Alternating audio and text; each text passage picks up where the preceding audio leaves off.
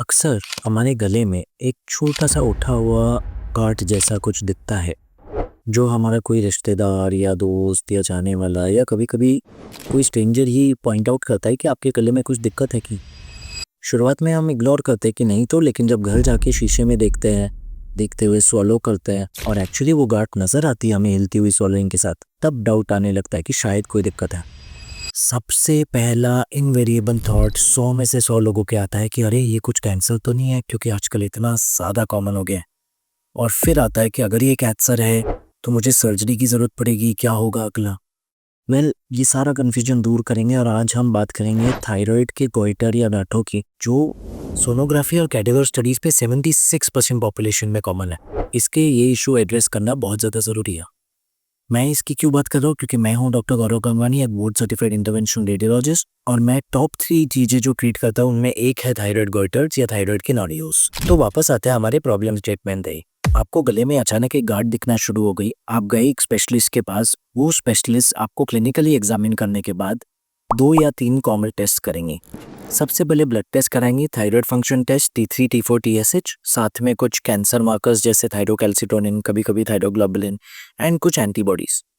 But main वो कराएंगे sonography thyroid, और ये बहुत स्पेशल और अलग सोनोग्राफी। जिन्होंने भी रेडियोलॉजिस्ट ने ये सोनोग्राफी की है, अगर उन्होंने आपके हाथ में रिपोर्ट दी है और उसमें लिखा है कि गांठ है, शायद कैंसरस है, शायद नॉन कैंसरस है, नहीं ये नहीं चलेगा आज के ज़माने में।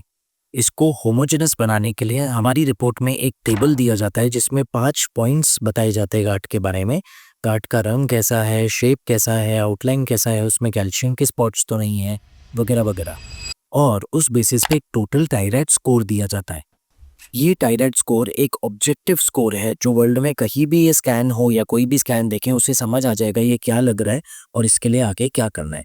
अगर थायराइड स्कोर बहुत हाई है, 4 या 5 की तरफ है, तो हाई डाउट है कि ये कैंसर हो सकता है। अगला स्टेप ऑफकोर्स एफएनएसी या बायोप्सी है, यानी कि नीडल टेस्ट, और फिर इलाज होगा। अगर स्कोर 2 है तो हमें बताइए नॉन कैंसर से कोई डरने वाली बात नहीं है। अगर स्कोर 3 है तो मुश्किल हो जाती है समझने में कि ये कैंसर है, नॉन कैंसरस है, और उसके क्राइटेरिया सेट है कि अगला स्टेप क्या करना है। सो पॉइंट है कि पहला स्टेप है एक सोनोग्राफी जिसमें थायराइड स्कोर दिया जाएगा। जितना स्कोर कम हो उतना अच्छा। यूजुअली 2 से स्कोर स्टार्ट होता है। 3 भी सेफ स्कोर है विद अ 2% रिस्क कि ये कैंसर हो सकता है। 4 या 5 थोड़ा चिंताजनक होना शुरू हो जाता है।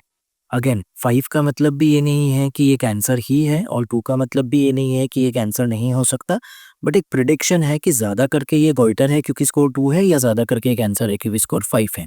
अगर स्कोर 3, 4, 5 कुछ भी आता है तो 99% चांस है आपके एंडोक्रिनोलॉजिस्ट या आपके डॉक्टर्स आपसे बात करते हुए एफएनएसी या बायोप्सी सजेस्ट करेंगे। एफएनएसी में सोनोग्राफी में देखते हुए ब्लाइंड नहीं, गांठ को देख के नीडल नहीं डालते। सोनोग्राफी में देखते हुए गांठ को एक पतली सुई से टारगेट करते हैं, स्क्रैप करते हैं या खुरेदते हैं, उसमें से कुछ सेल्स आते हैं जिसे स्लाइड्स पे स्क्रैप करके लैब में भेजा जाता है, और लैब से रिपोर्ट आती है कि गांठ क्या लग रही है, क्या ये कैंसर लग रहा है या ये गोइटर लग रहा है। अगर कैंसर आता है तो बहुत क्लियर है, कैंसर अगर जल्दी डिटेक्ट हुआ है, सिर्फ थायराइड तक सीमित है या कुछ लिम्फ नोड्स तक, ट्रीटमेंट कॉमन है सर्जरी। मोस्टली टोटल थायराइडेक्टॉमी, पूरी थायराइड की ग्रंथि निकाली जाती है, कुछ एक्सेप्शंस, एंड उसके बाद रेडियो एक्टिव आयोडीन दिया जाता है, जिसके बाद मोस्टली क्योर रेट्स बहुत अच्छा है। मैक्सिमम थायराइड कैंसर्स बहुत अच्छा रिस्पॉन्ड करते हैं स्टैंडर्ड सर्जरी और रेडियो एक्टिव आयोडीन थेरेपी को। लेकिन अगर गोइटर आता है जिसके चांसेस 95% है, जी हाँ, अगर आपको गांठ है डरने की जरूरत नहीं है, 95% चांस है कि वो गोइटर है, नॉन कैंसरस है, तो आज बहुत आधुनिक ऑप्शंस आ चुके हैं और आपको सर्जरी सोचने की भी जरूरत नहीं। क्यों सर्जरी सोचने की जरूरत नहीं है? सर्जरी में क्या घाटा है अगर हम जाते हैं गोइटर के लिए? तो सर्जरी के देखिए अपने साइड इफेक्ट्स है। पहला वो एक सुप्रा मेजर प्रोसीजर है, जनरल एनेस्थीसिया में किया जाएगा, decent hospital stay and overall recovery period है। स्कार आएगा हमेशा, पहले एक गांठ कॉस्मेटिकली दिख रही थी, लोग पूछ रहे थे ये क्या है, अब एक स्कार आ गया, लोग पूछ रहे हैं आपकी क्या सर्जरी हुई है। वॉइस चेंज का थोड़ा रिस्क रहता है, बेस्ट हाथों में भी 2% तो है, एंड आजीवन दवाई खाने की जरूरत पड़ सकती है। अगर पूरा थायराइड की ग्रंथि निकाल दी तो 100% खानी पड़ेगी, साथ में कभी कभी कैल्शियम की गोलियां, और अगर आधा निकाला है तो भी 30 to 60% चांस है लॉन्ग टर्म की आपको दवाई खानी पड़ सकती है। इसलिए आज कुछ आधुनिक मॉडर्न थेरेपीज आ चुकी है जिसमें हम एक नीडल से ये पूरी गांठ को डिस्ट्रॉय कर सकते हैं, या एंजियोग्राफी से हथेली से या थाई से जाके पतली तारे ले जाके पूरी गांठ का ब्लड फ्लो बंद कर सकते हैं, जिससे गांठ डेड हो जाए, धीरे धीरे सिकुड़ कर गायब हो जाए और आपको कभी सर्जरी की जरूरत ना पड़े। फायदे क्या हैं? टेक केयर बेसिस पे, कभी कभी ओपीडी बेसिस पे, लोकल एनेस्थीसिया, कोई बेहोशी की ज़रूरत नहीं है, सब कुछ एक पिन होल से, कोई ब्लेड यूज़ नहीं, कोई टाका यूज़ नहीं, कंप्लीटली स्कारलेस, वॉइस चेंज का रिस्क ऑलमोस्ट नेग्लिजिबल। कुछ एंजियोग्राफी पेशेंट्स में मैं कहूँगा 100 में से एक रिस्क है, नहीं तो negligible. Major complication chances almost rare.